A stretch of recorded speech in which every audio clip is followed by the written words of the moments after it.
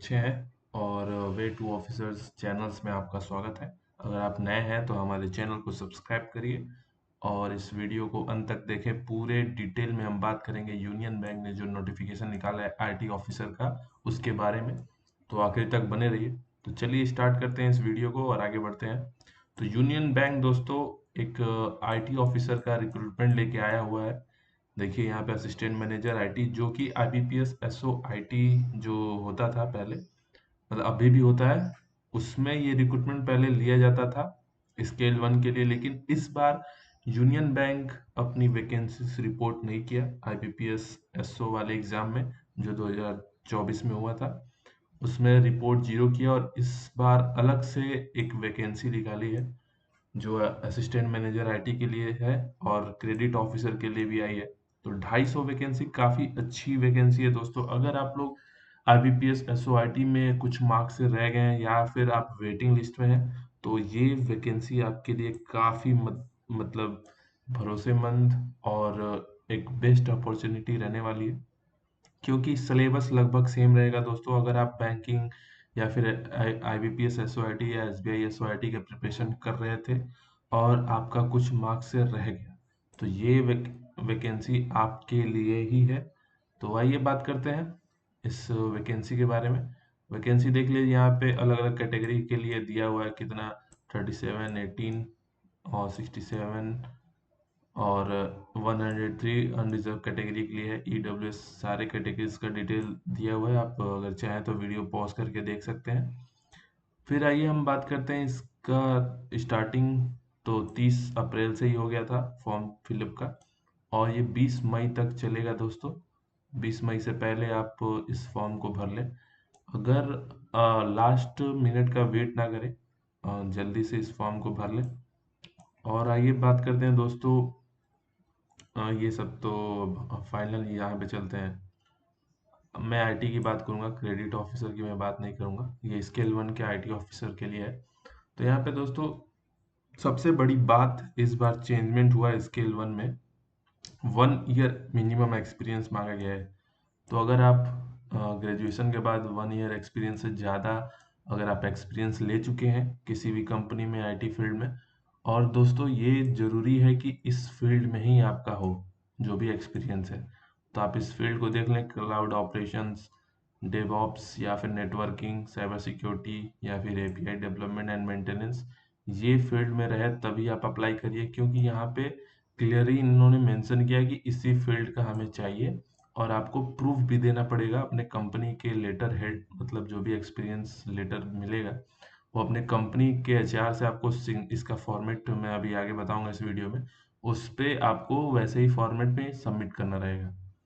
तो ये ध्यान रखें दोस्तों, इस फील्ड से ही आप बिलोंग करें जो भी आपका एक्सपीरियंस है।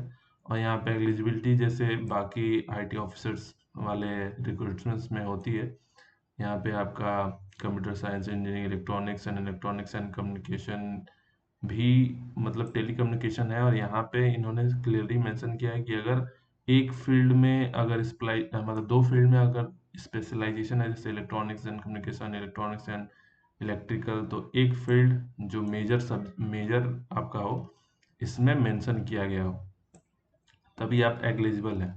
यहाँ पे पूरे डिटेल दिया है। नोटिफिकेशन का लिंक मैं इस वीडियो के डिस्क्रिप्शन में डालूंगा। इस पूरे डिटेल को आप एक बार देख लीजिएगा बढ़िया से। तो दोस्तों आइए बात करते हैं, ये तो एज रिलैक्सेशन है 5 ईयर एसटी एससी के लिए और 3 ईयर ओबीसी के लिए।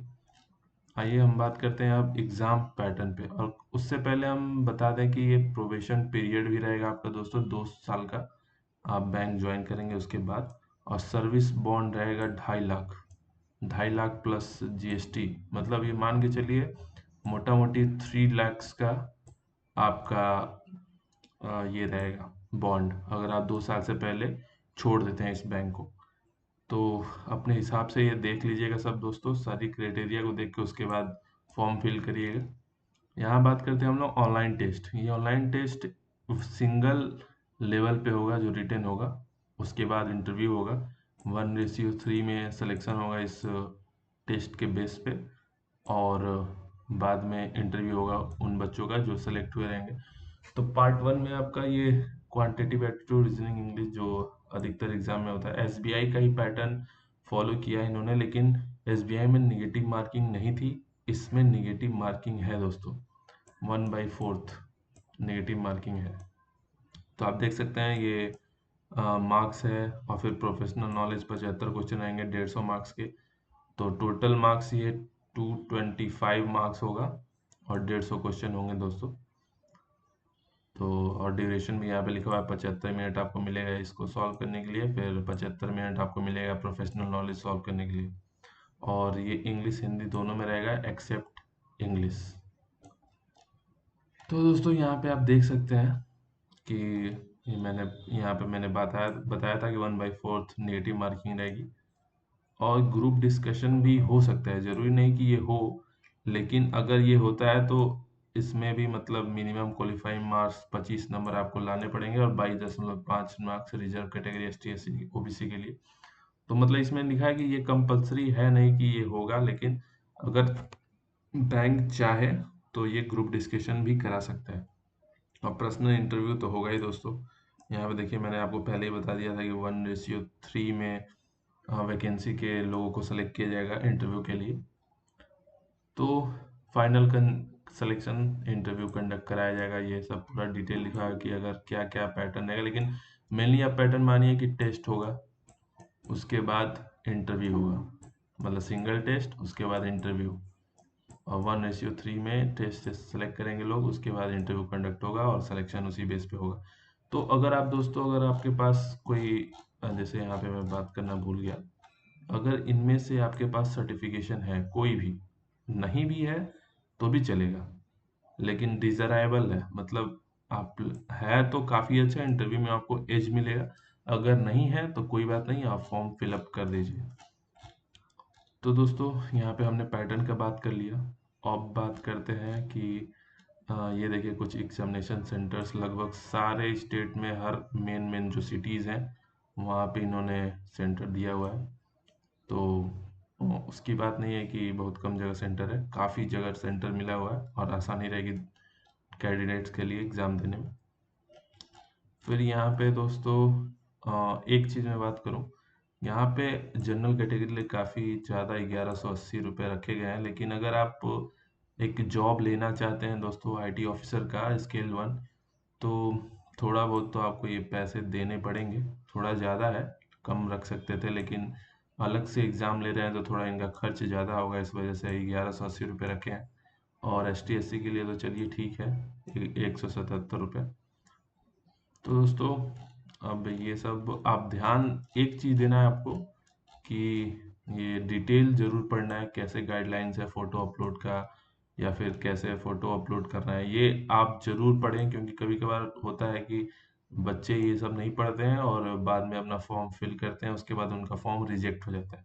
तो ये डिटेल ज़रूर पढ़ें, मैं इस पूरा नोटिफिकेशन का लिंक मैं अपने इस वीडियो के चैनल में डाल दूँगा, वीडियो जो मैं अपलोड करूँगा। तो ये ज़रूर पढ़ें दोस्तों, यहाँ पे डोंट डू और डोंट लिखा हुआ है, और ये आपका टेक्स्ट डिक्लेरेशन है, इसको भी देख लें आप, इसको भी लिखना रहेगा, आपको अपलोड करना रहेगा लिख के। और यहाँ पे मैं बात करता हूँ ये एक्सपीरियंस सर्टिफिकेट फॉर्मेट, दोस्तों इसी पे आपको अपने एचआर से, अगर आप एचआर मतलब जो भी आपका एचआर है उसको ये फॉर्मेट मेल करिए, उन्हें बताइए कि मुझे इसी फॉर्मेट में मुझे एक्सपीरियंस सर्टिफिकेट चाहिए, तो वो लोग अपने मतलब एचआर दे देते हैं, अपने जो भी एचआर है उनको बताएंगे तो वो ऐसे करके फिर स्टैम्प वगैरह मार के आपको पीडीएफ बना के भेज देंगे, या फिर आप जाके अगर ऑफिस जा रहे हैं तो वहाँ से भी आप अपने एचआर से करवा सकते हैं। तो ये फॉर्मेट याद रखिएगा दोस्तों, यहाँ पे नेचर ऑफ ड्यूटी मेंशन करना बहुत जरूरी है, क्योंकि उन्होंने क्लियरली मेंशन किया है कि सैलरी स्लिप या फिर कोई भी एक्सपीरियंस लेटर में हम मान्य नहीं करेंगे। देखिए यहाँ पे लिखा है, रुकिए मैं अभी बताता हूँ, इधर कहीं एक जगह मेंशन था कि जो भी बच्चे एक्सपीरियंस लेटर मतलब सपोर्टिंग डॉक्यूमेंट करेंगे, देखिए यहाँ पे the copy of appointment letter salary certificate pay slip will not be accepted in lieu of work experience certificate, देखिए यहाँ पे क्लियरली मेंशन हुआ है दोस्तों, कि सैलरी स्लिप, अपॉइंटमेंट लेटर ये हम लोग मान्य नहीं करेंगे। तो उसी हिसाब से आपको फॉर्मेट पे ही आपको साइन करवाना पड़ेगा। और फॉर्मेट के साथ साथ अपना अपॉइंटमेंट लेटर भी आपको अटैच करना रहेगा। देखिए यहाँ पे लिखा है, सर सर्टिफिकेट और your format should be issued by computer authority letter and a copy of appointment letter from the said company should be attached. मतलब अपॉइंटमेंट लेटर भी साथ इसके अटैच करके देना है। तो अच्छी बात यही रहेगी कि आप इस पहले आप फॉर्म फिल करिए, अगर उसमें ये मांगता है तो फिर ये बनवाइए। पहले आप फॉर्म पूरा फिल करिए, अगर बीच में कहीं अपलोड करने के लिए मांगेगा। लेकिन अगर फॉर्म फिल कर लेते हैं तो दोस्तों मैं तो कहूँगा कि आप यहाँ पे मतलब इसी फॉर्मेट में पहले से ही आप बात कर लीजिएगा कि इस फॉर्मेट में आपका जो भी कंपनी है वो दे दे आपको, ताकि आपके लिए आसानी रहेगी। पहले तो फॉर्म फिल करिए, उसके बाद अगर आपको एक्सपीरियंस लेटर अगर शो करना हो इंटरव्यू में तो यही फॉर्मेट मांगेगा दोस्तों। तो उम्मीद है आपको ये वीडियो अच्छा लगा हो, और पूरी डिटेल्स अगर समझ में आई हो तो लाइक करें इस चैनल को, सब्सक्राइब करें हमारे चैनल, और लाइक करिए हमारे इस वीडियो को। और कोई भी अपने डाउट्स इस वीडियो के कमेंट सेक्शन में आप डाल सकते हैं। और ये कुछ फॉर्मेट है, ये नोटिफिकेशन आप पढ़ेंगे तो आपको पता चल जाएगा। ST/SC फॉर्मेट, OBC फॉर्मेट, ये सब दिया है। इसी फॉर्मेट में आपको वहाँ पे शो करना रहता है इंटरव्यू के टाइम भी। तो धन्यवाद दोस्तों, यहीं तक हमारा साथ था। उम्मीद है आप लोग अच्छे हैं, स्वस्थ हैं, मस्त हैं। तो जय हिंद।